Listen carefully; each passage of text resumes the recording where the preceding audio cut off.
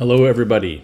I'm Skip Elsheimer. Welcome to the AV Geeks Lunchtime Streaming Show, where we watch old 16mm films, and I'm in our dining room today because it's nice and sunny outside.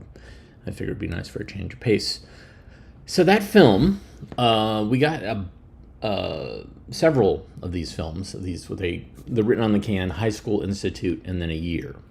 And the story was that UNC Chapel Hill's School of Television and Motion Pictures would have a summer institute where high school students would come and they would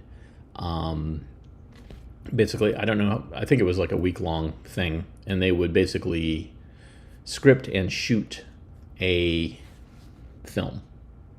And so this, I think, was a compilation of that year's students. And it's very similar. There's another film called Super Hippie that I showed. Same themes, people getting beat up, somebody in a cape, drug use, etc. A bunch of goofy dudes on UNC campus. So that's what that is. And I would love to track down people, but I have to figure out a way to read the names that were scrawled on, that were just barely in focus, figure out who and where and when. All right, so we're going to watch our first film. This is a film about rats. And this is not the worst film I have about rats, so be glad about that. This is Home Sweet Home. Enjoy.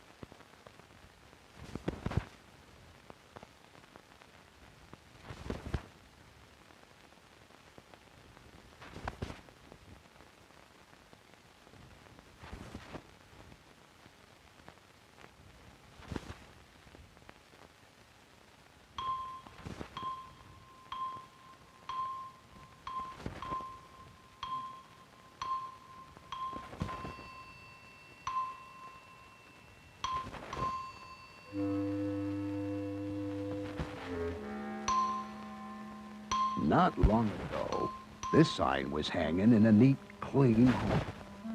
But times changed. Someone didn't care anymore.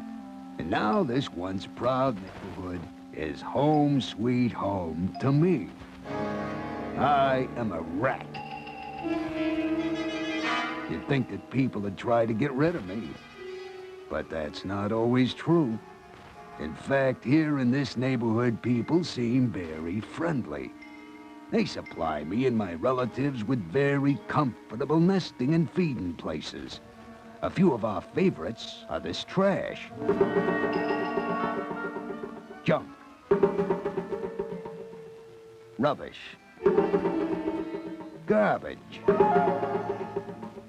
I can't think of anything better than nice, fresh garbage strewn on the ground where I can get it so easily. People in this neighborhood drop food here every day. In fact, on good days, this neighborhood is practically heaven. The folks next door are even more considerate. Right next to our food, they supply us with a big pile of old boards that are a warm, dry place for us to live. This man puts out bread for squirrels and birds, but we make sure we get our share. This dog also shares his food with us, whether he realizes it or not. As soon as he goes to sleep, I move in for the scraps.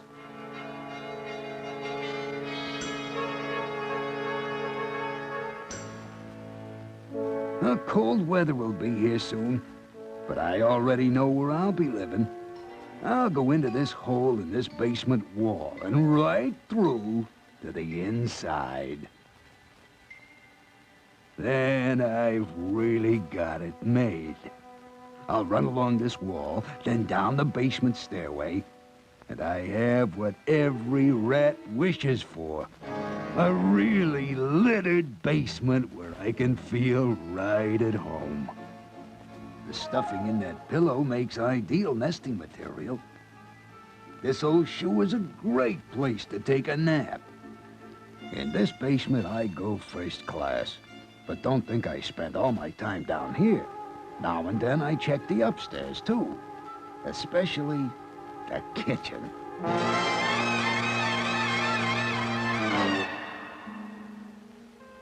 Rats cause a tremendous amount of damage. Their front teeth grow as much as 6 inches a year, so they gnaw on anything to keep them sharpened to their best working length. They can give a person a vicious bite. Rats can start fires by building nests of burnable materials and by chewing on wires.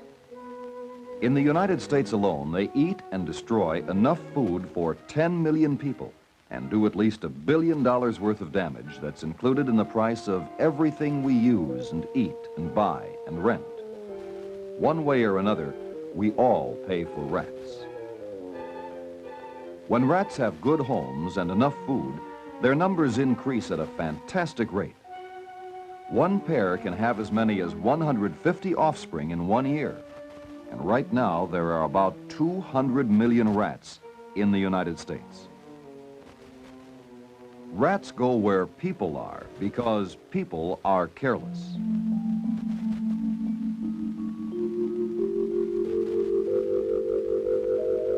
Careless people mean more rats. Historians tell us that rats lived thousands of years ago in Europe, the Mediterranean countries, and India. In the 14th century, the rat population exploded, causing a plague that cut the human population of Europe by almost a quarter. Rats could multiply very fast because early cities had no waste collection, so wastes were thrown into the streets. Rats were probably brought to America on the first sailing ships, about 1795. The black rat stayed along the Atlantic and Gulf coasts. But the brown Norway rat slowly spread throughout the country. Of course, where there are no people, there are no rats. So Montana was not invaded until 1923. Rats thrive because people are careless about disposing of their wastes and are indifferent about protecting their food supplies and other property. Men have fought the rat for centuries. At one time, they depended mainly on traps. They also used a great variety of poison baits. But rats are a crafty and shrewd enemy, and so far they've always found a way to survive. Control methods have steadily improved. Chemists have invented gases and poisons that are fatal to rats, but health department technicians cannot control rats alone. It's a job for everyone. It's a job for you. Then how can you help? First of all, you can ask yourself which side of the fence you are on. The side that's filled with junk and the overflow of inadequate garbage cans? Or are you on the side where everything is neat and clean? If you are on this side, a few minutes work every day will keep your yard neat and beautiful. But if you are on the shabby side, you tear down the efforts of other people when your garbage cans are overflowing and your yard is a home for rats. So it's pretty clear what you must do to get rid of rats. First, clean up your yard. Remove old lumber and other trash that provide hiding places. Clean out under your porch. It's a favorite home for rats.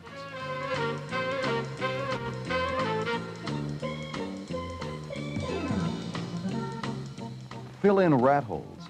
Pack the earth down tightly to discourage rats from coming back again. Rat holes can be hidden by dense weeds, and to find them, weeds and tall grass must be cut down. It's really not too difficult if you get right at it. And then cut the grass as often as necessary to keep it from again becoming a hiding place for rats. Clean up the area around your garbage cans and rubbish cans. Once you've put things in shape, a little care each day will keep them that way. It's not such a tough job if everybody pitches in. Another good idea is to keep garbage cans off the ground. You can do this best with a simple platform about 18 inches high. Just a couple of boards and nails will do the trick.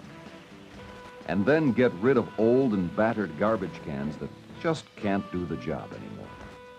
Bent lids that don't fit are completely useless, so get rid of those too. Put the platform in a clear area that's away from weeds and other places where rats like to hide. Use a sufficient number of new galvanized steel cans and see that every one has a cover that fits tightly. Garbage control really starts in your own kitchen. Be sure to drain it reasonably dry. If you leave too much water in the garbage, it'll soak into the paper and weaken it, so the bundle will fall apart. Crush down firmly and wrap as tightly as you can.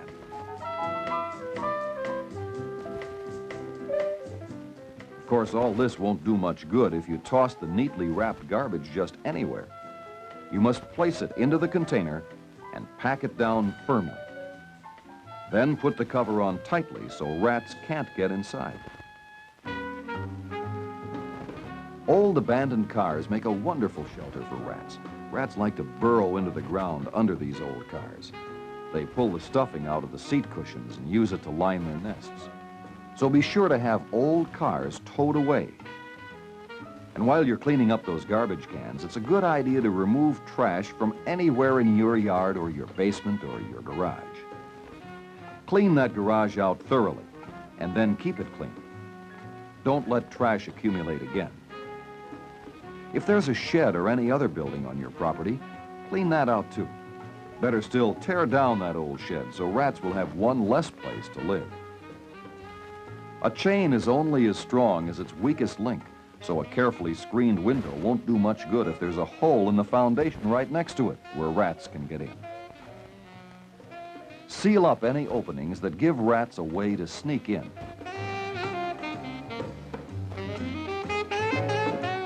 While you're at it, repair any broken downspouts because rats can go through these pipes very easily.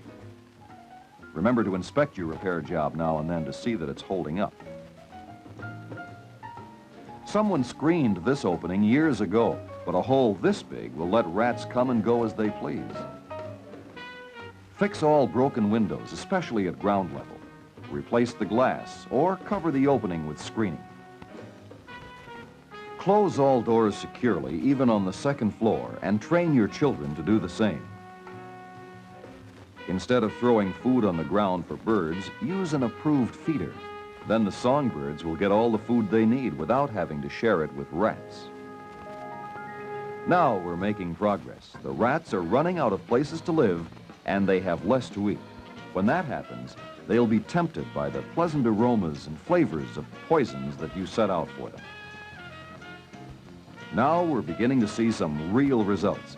When you clean up your yard, you get rid of rats, and you also improve the appearance of your neighborhood.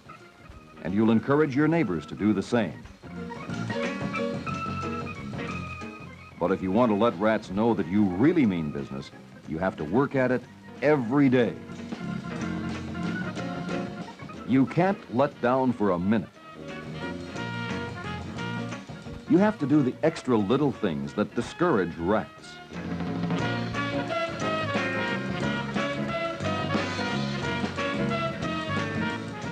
You can't clean up just once and forget about it. You have to keep things cleaned up day after day and year after year. Don't do something careless when you think no one's looking, because rats are always looking. And if you are careless just once, you encourage someone else to be careless. And before you know it, the rats will be moving right back in again.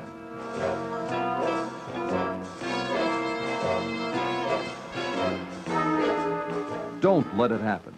Don't share your home with rats. Let them know that times have changed at your house for the better. Let them know that this does not mean home sweet home for rats.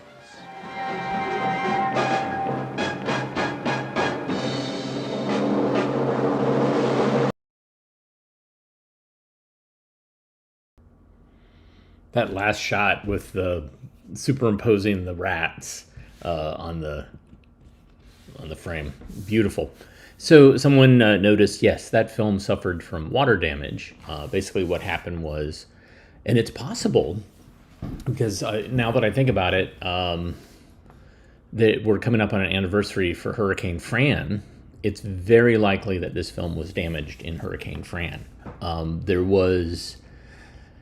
I'm not at the current space. I wasn't at the current space. This was at a house that I was renting, and we had a basement, and we had a sump pump, but the power went out like in the middle of the night, and so we had 8 inches of water in the basement. And basically, the films that were stacked up, they weren't stacked like, some of them were stacked like this, but some were stacked like this. And so water would seep into the can, and so slowly you would see, seeping up into the emulsion. And I lost probably 200 or 300 films, and that was very demoralizing. And I really wasn't excited about going through the films and seeing what the damage was until I was approached by an experimental filmmaker, Bill Morrison, who was looking for damaged film specifically for his film Decacia. And so he paid me just to cut out like damaged film. And so I felt good about that, but still was depressed about it.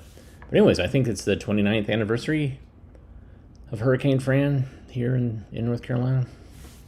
All right, so we saw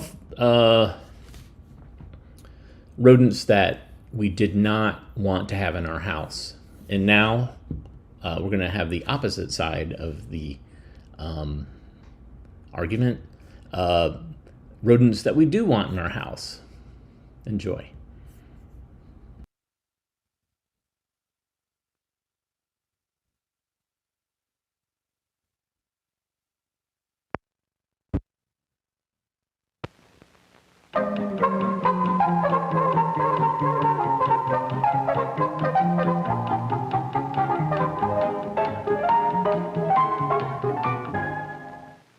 Once upon a time, there was a neat and attractive hamster named Naomi, with button-bright eyes, delicate whiskers, and pretty pink paws, which she often used to keep her soft fur immaculately clean. Naomi was beautiful, and I am sure she would look even more beautiful to you if you, too, were a golden hamster, with whiskers and silky soft fur. But Naomi was not happy. She was lonely. And bored, just as you or I might be if there was never anyone else around.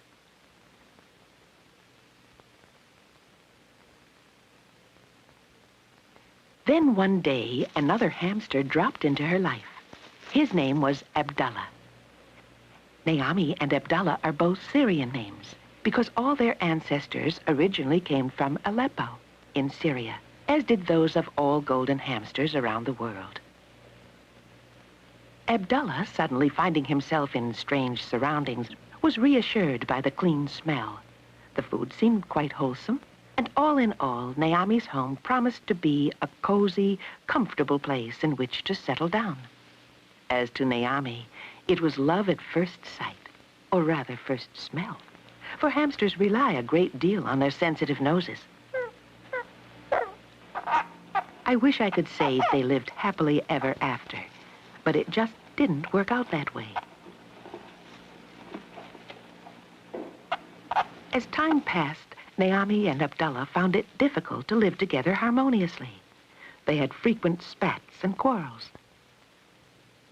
Because Naomi was larger and more determined, Abdullah usually got the worst of it and gradually became quite nervous and upset. He couldn't understand why, but he felt that Naomi was picking on him, as if she didn't want his company. Which was true. Naomi had no other way to tell him that there are certain times when a female hamster doesn't want the male hamster around.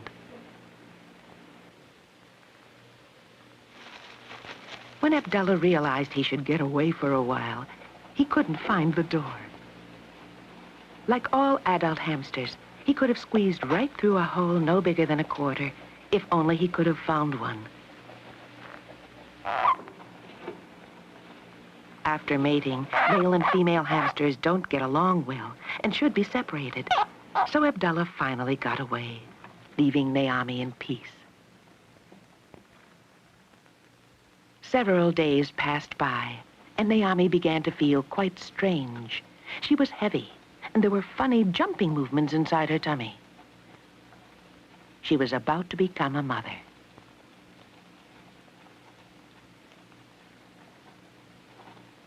Hamsters reproduce themselves even faster than rabbits, having the shortest gestation period of any mammal, only 16 days from mating until birth. This is why they have emigrated from their native land, where they live wild, to laboratories all over the world where they are needed to help scientists with their work. One by one, as each baby was born, Naomi carefully licked it clean and let it nestle down in the soft cedar chips of her nest. At birth, the baby's eyes and ears were not yet completely formed. They seemed to be just squirmy little bodies twisting about inside a loose sack, which was their skin. Hamster mothers may have from 2 to 15 babies in a litter. Naomi had 8. All were healthy, and each one weighed about 1/15 of an ounce. Naomi's babies spent most of their first day of life under the shelter of her warm fur. Occasionally, she left the nest to get food. Then they could be seen, fretting for her to return with her warm protection and food. On the second day, you could notice, if you looked carefully, that they were growing.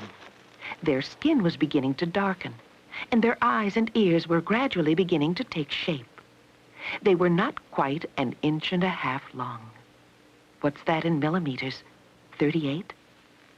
By the third day, their ears had started to grow away from their heads, and their skin was starting to take on a dark and light pattern. And if you looked extremely close, you could see the first little hairs of their fur just starting to sprout. Their lungs were developing too, so they could call their mama's attention to their needs. When the little hamsters were 4 days old, their fur was growing out rapidly. Now they were beginning to look like hamsters. Growing bolder, one adventurer went looking for his mother. Uh-oh. Mama hurried to put the little one back in the nest. The babies were much too small and defenseless to be out alone. During the next few days, the babies' fur thickened, and their bodies grew stronger. By now, at nursing time, it was becoming difficult for all of them to fit under Mama. They kept Mama so busy that once in a while, one of them could wander away unnoticed. Being uncertain about walking and still unable to use their eyes, they didn't know how to go in one direction, so they seldom wandered far.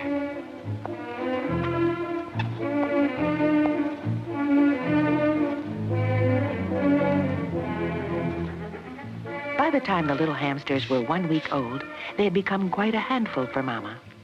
As they grew, their appetites also grew, and it seemed they were always hungry. Still unable to see, occasional mistakes were made. But by following their noses, these were soon corrected, and everyone managed to get back to Mama. For Naomi, nursing her 8 eager, scrambling children was hard work. But it was the after-dinner romps which really tired her out.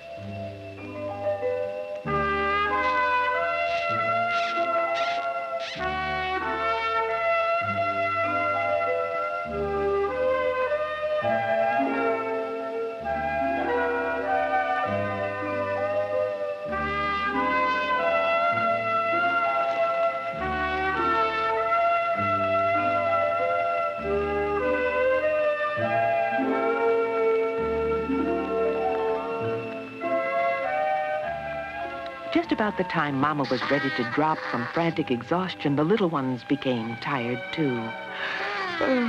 and gradually settled down, allowing her to pile them back into the nest. Of course, all that exercise made them terribly hungry, so it was feeding time again. And so it went for several days, with everyone having a wonderful time, except Naomi. When 12 days old, the little hamster's eyes were ready to open, and they were beginning to eat solid foods, though the cedar chips were not for eating, as Mama had to remind them. The next day, when their dinner arrived, it seemed to be dropping from the sky, for their eyes were now wide open and they could see it coming. There was wheat germ and bread soaked in milk and crisp, fresh lettuce leaves. Hamsters are good eaters. They like milk, grain, bread, fresh vegetables like carrots, cabbage, and celery, and many kinds of fruit such as apples and bananas. When mealtime was over, the children washed their paws clean and settled down for a comfortable nap. During the week that followed, Naomi guided her little hamsters into a healthy routine. They got plenty of rest and ate a balanced diet of wholesome food which helped their bodies grow stronger while keeping them well and healthy. They learned to be neat, washing themselves thoroughly at each mealtime and keeping so clean that no one got sick. They had plenty of exercise, though not always the kind their mother approved. Starting a fight was as simple as crying a challenge.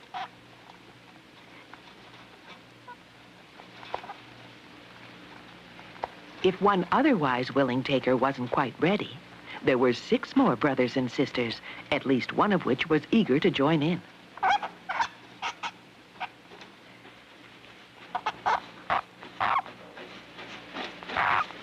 To Naomi, it seemed that her children never let up. Here they were at it again.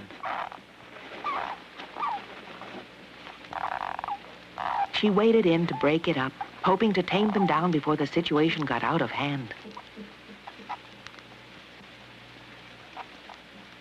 But while she was busily engaged in stopping one fight, another was getting underway over in the corner.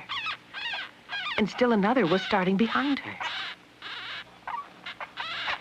Trying to stop them all was more than one mama could handle, no matter how frantically she tried.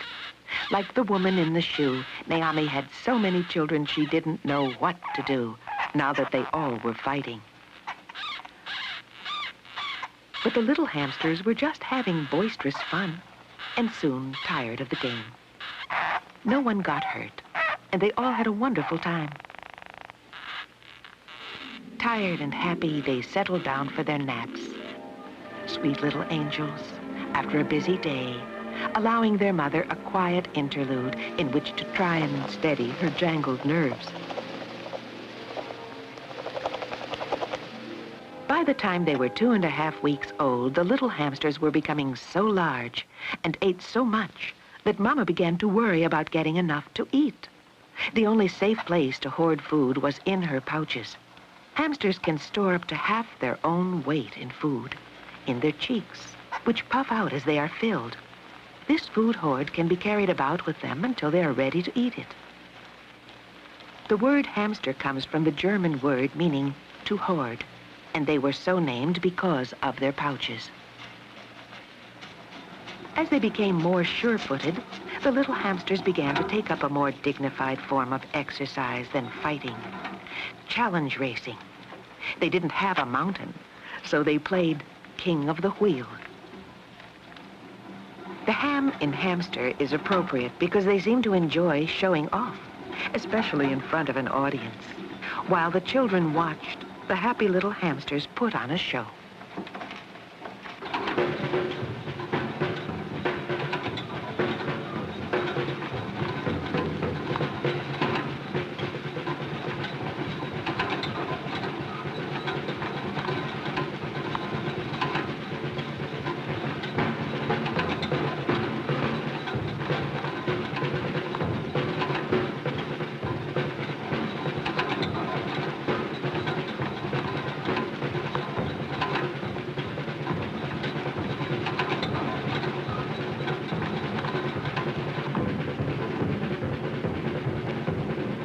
children came to see the little hamsters because now that they were 3 weeks old, they were ready to leave their mama and go out on their own.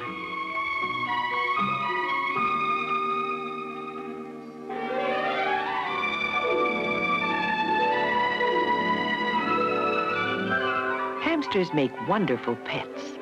They are clean and soft and friendly, and their antics are fun to watch. If they are handled gently, they don't mind being picked up. The children were very careful not to squeeze the little hamsters too tightly or make any sudden movements which might frighten them. The hamsters were so much fun to play with that each child wanted one for a pet. So they were placed in neat new cages so they could travel comfortably with the children to their new homes. As the last little hamster left, Naomi felt proud as well as sad, because these happy little hamsters would make a lot of children happy too.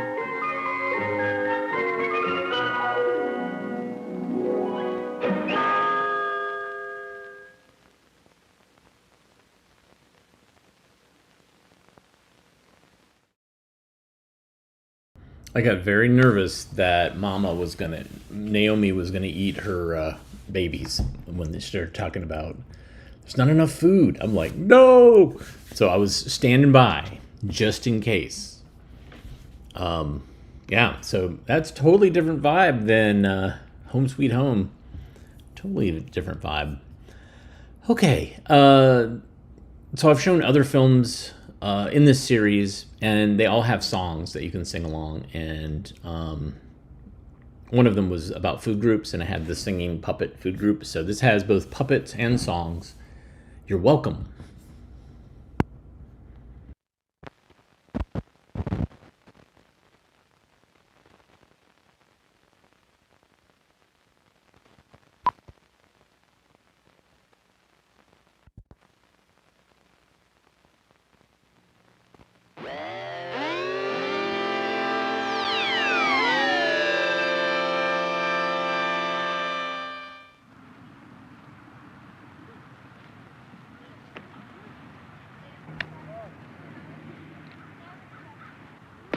Watch it, Squirt. Here comes an easy one. I missed again. Well, go get it. No way. I'm sick of running after the ball. I'm no good at baseball, and I'm quitting. You want to play football? Sure. I love football, 'cause I get to tackle you.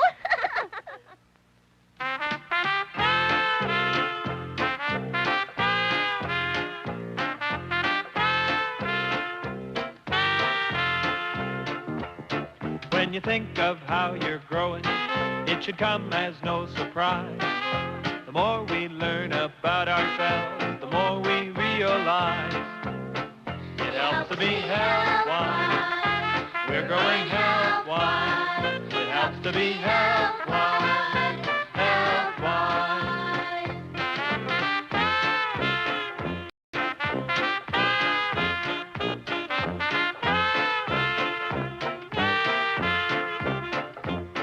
There's lots of folks who'll help us grow. We'll help ourselves because we know if we're happy and healthy too, our bodies will do what we want them to. It helps to be health-wise. We're growing health-wise. It helps to be health-wise, health-wise.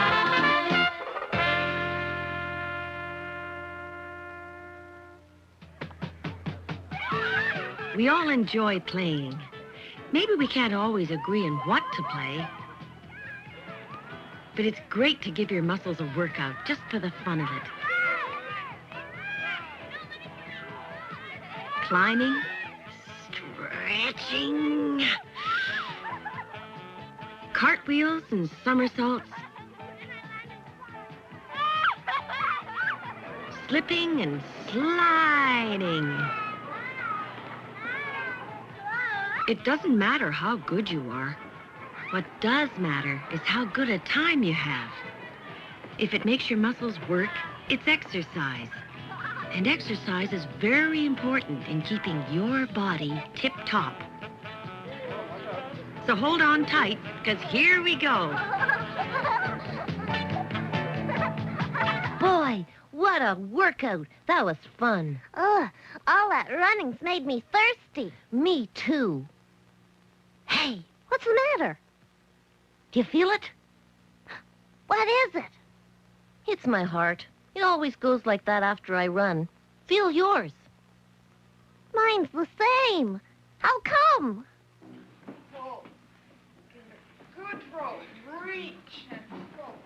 Exercising your muscles gives your heart a great workout.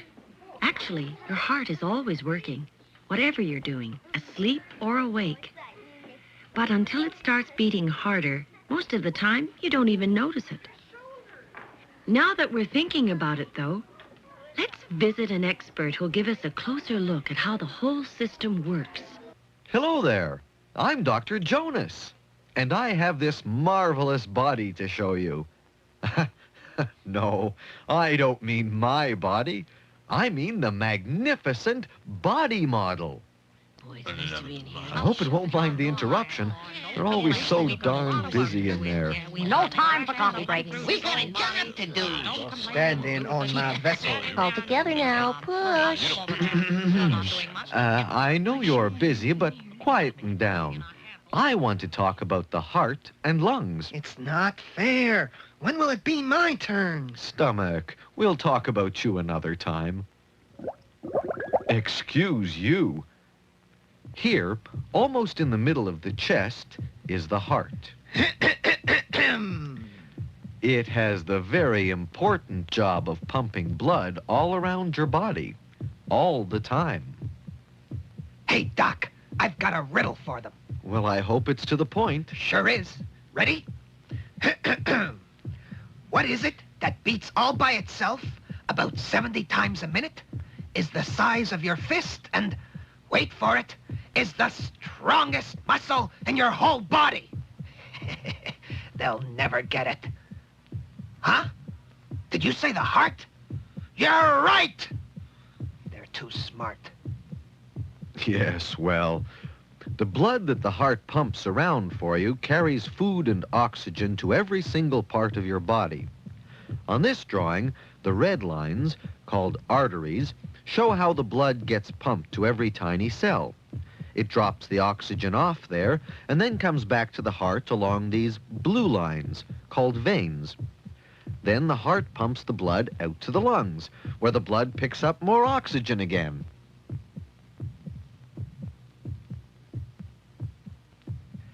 Listen, I want you to do something for me. I want you to exercise as much as you can. You know why? 'Cause your exercise helps me to stay strong, so I can work harder. It's not just you. It's us other muscles, too. Yeah, we all get bigger and stronger. Sure, whenever the kid who owns us does some exercise. If I get your meaning, I think you'd like me to say that the kid who owns you has responsibility to you. Right on. Tell it like it is, Doc. We're as helpless as their pets. If they don't feed us and exercise us properly, it's game over. Well, that's rather a dramatic way of putting it, but you're quite right. You must eat the right foods for your body. It's the only one you've got. It's our turn now. We want to be on TV, too. Yes, I'm coming to you. These are the lungs, and they work very closely with your heart. Their job is to give you the air you need. They work a little bit like balloons. The blood that the heart sends us flows over us and picks up air with oxygen in it. And drops off the old air that has carbon dioxide. Also, we know just how much air to breathe in. That means more for when you're running. And less for when you're sitting. We like it when we have to breathe more for you. So keep exercising. Yeah! Good work, lungs. I want to tell my story. When's it my turn? Uh-oh, rowdy time. I think it's time to shut up. I mean, close up the magnificent body model. Boy, I'm glad to know my heart likes to beat like that when I exercise. And the pulling feeling I've got in my legs right now, is that natural? Sure, it's your leg muscles. You're giving them a workout by biking. I can feel mine, too, 'cause We're exercising.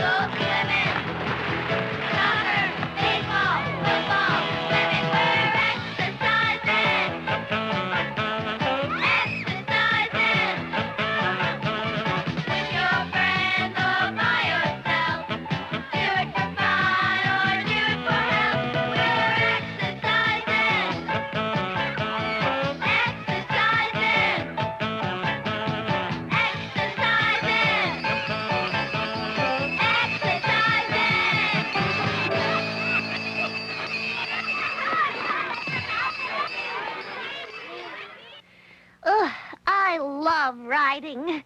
It's great when something you like also keeps you in shape. Yeah, it makes you wonder why people let themselves get out of shape.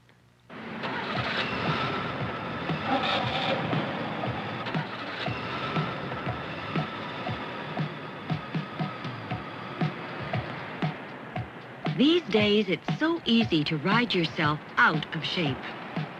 We use cars so much, you sometimes think we'd forget how to walk.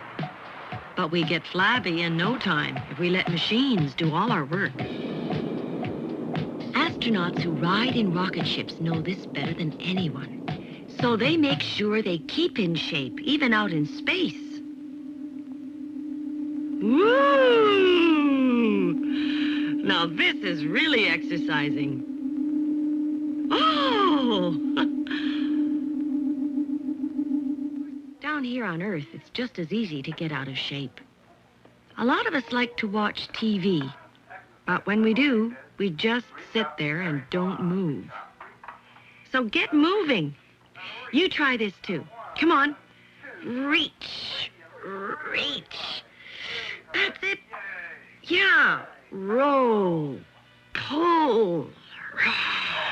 Stretch those muscles.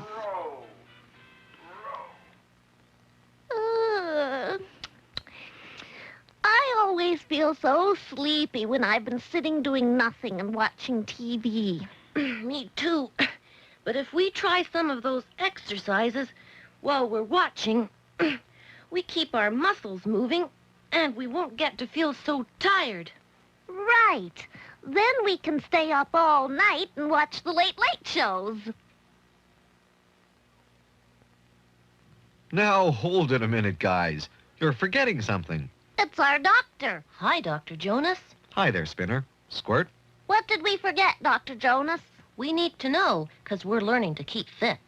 Well, you've learned that your body likes to exercise. Yeah, I love riding my bike. And you know that you need to relax, too.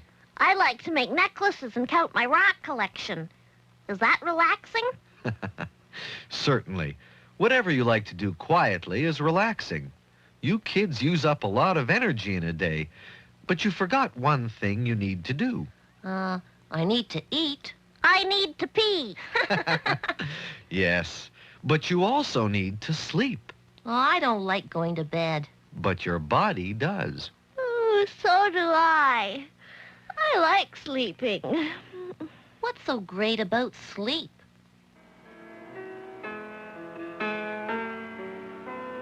When nighttime comes and we get ready to sleep, our body's looking forward to a rest. It gives our hearts and our lungs and even our minds time to relax. People or animals, it makes no difference. Good night. Wake up, Squirt. Come on. Let's go and get something to eat. I'm starving and ready to take off. Okay. 3, 2, 1, blast off!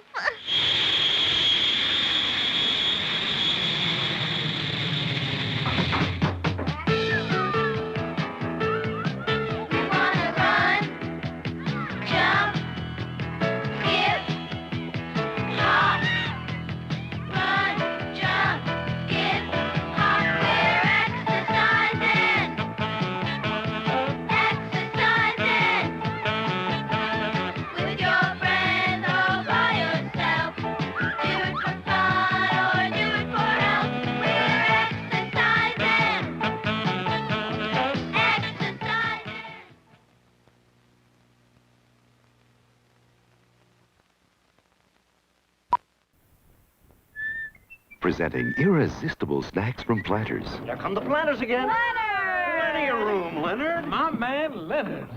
Corn chips and cheese balls. These are delicious.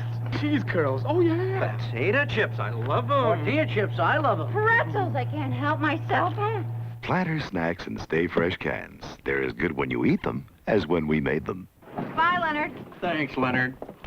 Hello, Leonard! Presenting irresistible snacks from Planters. Here come the Planters again. Uncle Leonard! Corn chips and cheese balls. Potato chips, I just love them. Pretzels and tortilla chips. Dynamite. Oh, yeah. Cheese girls, all right. Thanks a lot, Uncle Leonard. Bye. Planters snacks in Stay Fresh cans. They're as good when you eat them as when we made them.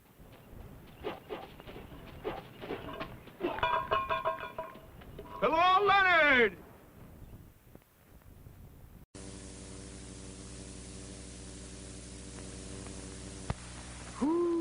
That's the wise old owl giving out with some tips. A wise hostess serves wise potato chips for party success. Guest happiness, just pour in the bowl. Let the party roll with wise potato chips. Ooh, wise potato chips.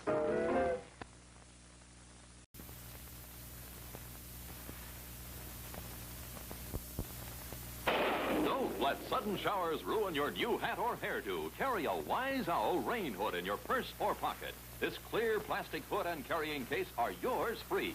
Send the Wise Owl trademark from any package of Wise Potato products to Rain Hood, Wise Potato Chip Company, Berwick, Pennsylvania.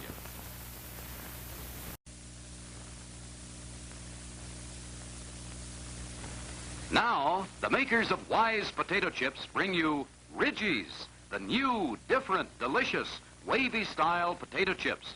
Perfect with cheese dips, on snack trays, and with soup. Ridgies, the new, wavy-style potato chips by Wise. Try Ridgies now.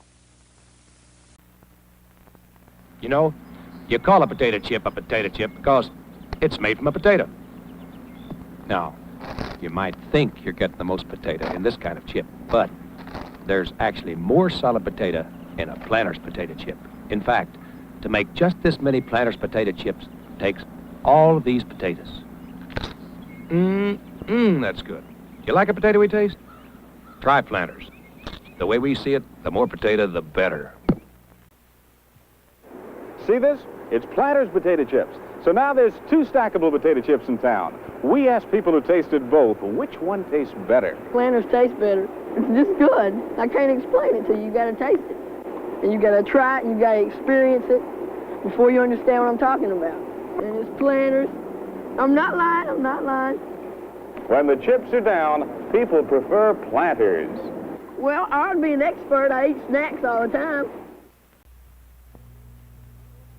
See this? It's Planters potato chips. So now there are 2 stackable potato chips in town. We asked people who tasted both which one tastes better. This is the one I chose. 14 sisters were tested, and 13 sisters out of the 14 chose Planters. How do you like that, honestly? When the chips are down, people prefer Planters. It tasted more like the potato I used to get back home in Donegal, where they eat the potato skin and all, you know. See this? It's Planters potato chips. So now there are 2 stackable potato chips in town. We asked people who tasted both which one tastes better. The Planters are much, much better. They taste just like a potato. I can sit down and make a meal off this can of potato chips. Well, it's just good. I can't explain it to you. You gotta taste it. I'm a country boy, and these Planters potato chips taste like country potatoes. When the chips are down, people prefer Planters. It's good. Relax, Daddy Crisp. It's only me. Noisy devils, aren't they? Those potato chips named Daddy Crisp after you? Or were you named Daddy Crisp after those noisy potatoes? They're a lot noisier than you are, but you're both lovable. If you love your daddy, you love Daddy Crisp. Potato chips. See this? It's Planters potato chips. So now there are 2 stackable potato chips in town. We asked people who tasted both which one tastes better. The Planters have a much, much better taste. Planters, you take a bite and you say, hey, boy, this is great. I live on a farm. They taste more like a farm fresh potato. The truth is that there's no chip like a Planter. It tastes like a potato. Planters taste like a potato. When the chips are down, people prefer Planters. That is so, that's so good. You know, you call a potato chip because it's made from a potato. Now, you might think you're getting the most potato in this kind of chip, but there's actually more solid potato in a Planters potato chip. In fact, to make just this many Planters potato chips takes all of these potatoes. That's good. You like a potato we taste? Try Planters. The way we see it, the more potato, the better.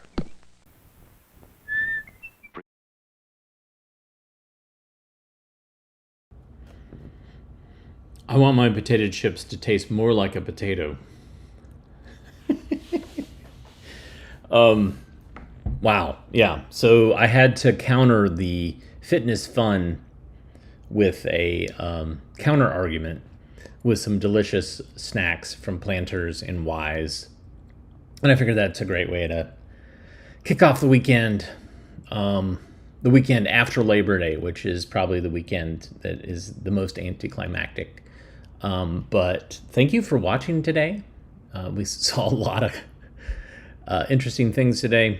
But if you like what you saw, please hit the thumbs up, hit the like button, subscribe, watch other films that we have on our channel, because we have nearly 11,000. We're still uploading on average 2 a day plus the daily show. So that's 3 a day. Wow. We're making our way there.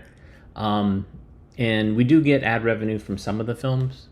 Sometimes the production music people get the money, but you know, a little bit, pennies here and there. You can also donate via the super thanks button, and thank you, Kevin, for doing that. Or you can go to ko-fi.com/avgeeks or patreon.com/avgeeks. Those are great ways to support us. And everybody have a great weekend, and we will see you on Monday. Take care.